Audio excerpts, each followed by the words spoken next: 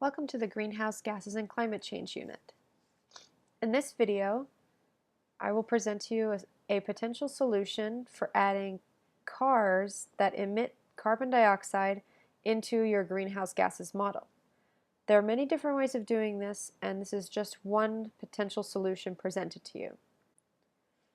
In this model, the cars will be moving between 100 and 300 ticks, so they will be controlled by the clock, and they will emit carbon dioxide as they move. You can determine the number of cars with the slider before hitting setup.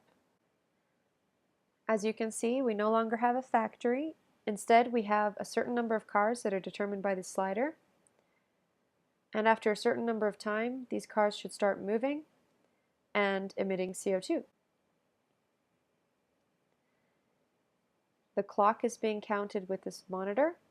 The number of CO2 molecules emitted from the cars is being counted by this one, and the current heat in the world is being counted by this one. If we hit show graphs, then we have two graphs showing up, one showing the heat and the other one showing CO2 levels. As long as the cars keep moving, they will be emitting CO2, so this will be going up until the cars stop moving.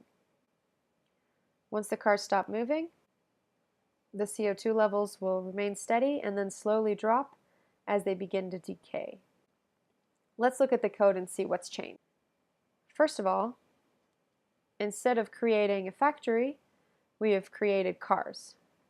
So the number of cars created is being controlled by this slider, and we've selected cars. So a car breed was added and the factory breed was deleted. The line graphs remain the same, except that the series names have changed. Instead of being related to the factory, it is CO2 from cars. Let's go to the carbon dioxide tab. Everything is still the same.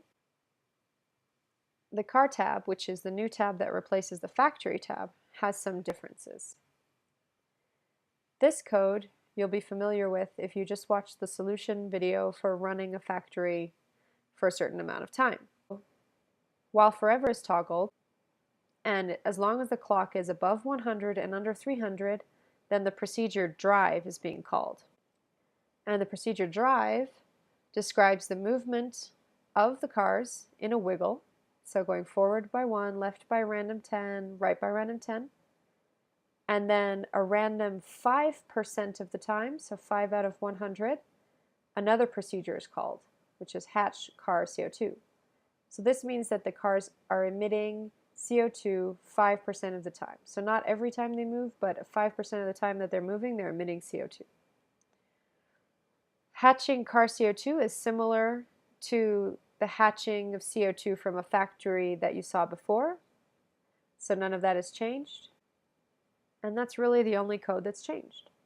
So if you wanted to extend this and add in different types of vehicles that emitted a different amount of CO2, you could create another breed and name it, well, let's say, electric cars.